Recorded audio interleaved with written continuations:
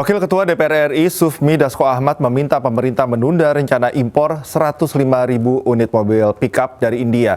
Permintaan penundaan tersebut disampaikan menyusul kunjungan kerja Presiden Prabowo Subianto ke luar negeri. Rencana impor sebanyak 105.000 unit pickup 4x4 dan kendaraan niaga dari India ini senilai 24,66 triliun rupiah. Kendaraan ini akan digunakan untuk operasional Koperasi Desa Merah Putih. Kebijakan ini didorong oleh faktor harga, kualitas, serta ketersediaan produk serupa di dalam negeri yang masih terbatas. Namun menurut Dasko, keputusan strategis tersebut perlu ditunda, mengingat Presiden Prabowo masih berada di luar negeri. Rencana untuk impor 105.000 mobil pickup dari India, saya sudah menyampaikan pesan kepada pemerintah untuk rencana tersebut ditunda dulu, mengingat Presiden masih di luar negeri. Tentunya Presiden pada saat pulang akan membahas detail-detail mengenai impor tersebut, dan tentunya juga Presiden akan meminta pendapat dan mengkalkulasi kesiapan dari perusahaan dalam negeri. Nah, sehingga kami sudah menyampaikan pesan untuk Pemirsa, suasana haru mewarnai persidangan kasus penyelundupan 2 ton sabu di Pengadilan Negeri Batam. Keluarga terdakwa yang hadir di persidangan tak kuasa menahan tangis dan yakin terdakwa tidak bersalah.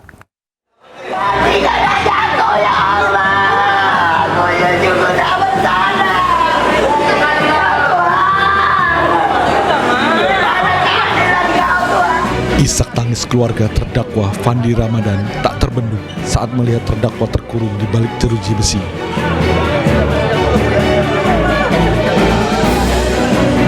Tak hanya keluarga, puluhan rekan terdakwa juga turut hadir guna menyaksikan sidang dengan agenda pledoi di Pengadilan Negeri Batam.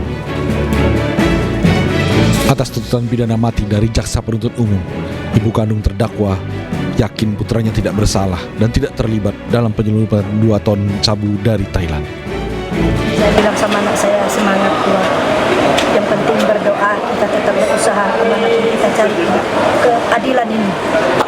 Fandi yang bekerja sebagai ABK pada kapal The Sea Dragon bersama 4 rekannya dan 2 WNA asal Thailand ditangkap di Selat Malaka pada Mei 2025 silam. Kapal tersebut kedapatan membawa narkotika jenis sabu seberat sekitar 2 ton yang disebut berasal dari jaringan sindikat narkoba internasional. Dari Batam, Kepulauan Riau, Gusti Yunosa, Hainews melaporkan. Beralih ke informasi lainnya, pemirsa, Roy Suryo, Rismon Sianipar, dan Dr. Tifa menjalani sidang lanjutan permohonan uji materi di Mahkamah Konstitusi. Mereka menggugat beberapa pasal, diantaranya pasal pencemaran nama baik dan Undang-Undang ITE. Hasil Holland Sianipar, mohon berdiri. Tetap berdiri sebentar. Kemudian duduk. Sidang perbaikan permohonan uji materi digelar di Mahkamah Konstitusi Jakarta. Para pemohon telah memperbaiki dan melengkapi berkas permohonan sesuai masukan hakim pada sidang sebelumnya. Pasal yang diuji yakni pasal pencemaran nama baik dalam KUHP serta beberapa pasal dalam Undang-Undang ITE. Pasal-pasal ini juga yang sebelumnya digunakan menjerat Roy Suryo, Rismon Sianipar, dan Dr. Tifa dalam kasus ijazah Jokowi. Mudah-mudahan bermanfaat bagi kita semua. Selamat meminta pasal-pasal yang menersangkakan RRT itu dihapuskan terhadap 3 kelompok ini. Jadi kalaupun misalnya mereka kemudian dianggap katakanlah melakukan misalnya pencemaran nama baik dan lain sebagainya, jalurnya bukan pidana. Kita minta jalurnya perdata. Walaupun kita tidak mintakan ke MK, tapi for the future berharapnya begitu. Seperti Presiden Prancis ketika dituding bahwa istrinya laki-laki, dia menggugat orang per orang yang menyatakannya secara perdata, bukan secara pidana. Karena kami sampaikan tadi, kawan-kawan semua, yang namanya defamation law atau hukum pencemaran nama baik, itu di negara-negara lain itu sudah banyak dihapuskan. Di Amerika Serikat mayoritas misalnya negara bagian sudah menghapuskan defamation law, sehingga orang bisa bebas menyampaikan kritik. Kenapa?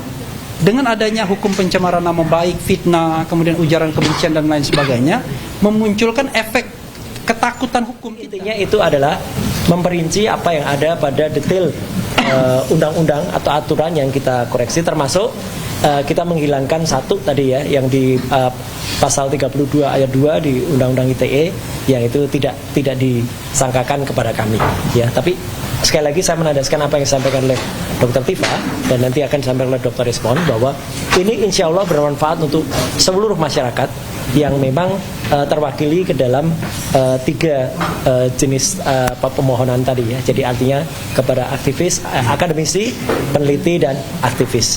Jadi insya Allah Majelis Hakim Konstitusi akan bisa mempertimbangkan dengan baik ya, karena kami ada 10 petitum tadi yang dibacakan dan semoga tidak yang terakhir ya. Kalau yang terakhir itu kan andai kata tidak diterima memilih dengan sebaik. Pemirsa, Menteri Keuangan Purbaya Yudi Sadewa mengambil sikap tegas terkait pernyataan kontroversial yang disampaikan alumni LPDP Dwi Saseningtyas. Postingan Dwi Saseningtyas disebut dianggap menghina negara. Dirut. Jadi Pak Dirut ini bosnya LPDP. Menteri Keuangan Purbaya Yudi Sadewa menyesalkan perilaku dari penerima beasiswa LPDP Dwi Saseningtyas yang memposting status warga negara anaknya dan memberikan pernyataan kontroversial. Purbaya meminta masyarakat yang menerima beasiswa LPDP tidak seenaknya dan tidak menghina negara.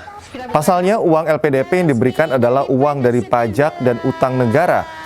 Purbaya meminta uang LPDP dikembalikan beserta bunganya dan akan blacklist nama tersebut. Cukup aku aja yang WNI, anak-anakku jangan. Kita usahakan anak-anak. Saya harapkan ke depan teman-teman yang dapat pinjaman LPDP, ya kalau mau nggak seneng yang nggak seneng, tapi jangan menghina-hina negara lah. Jangan begitu. Itu uang dari pajak dan sebagian dari utang yang kita sisihkan untuk memastikan SDM kita tumbuh. Tapi kalau dipakai untuk menghina negara, ya kita minta uangnya dengan bunganya kalau gitu. Nanti saya akan blacklist dia. Di seluruh pemerintahan nggak akan bisa masuk. Nanti kan kita lihat blacklist yang lain sendiri seperti apa. Jadi jangan menghina negara Anda sendiri. Lu sekolah biaya siapa? Jadi saya sekolah pakai uang sendiri. Habis itu RATA uang sana juga. Setelah dokter ya pulang.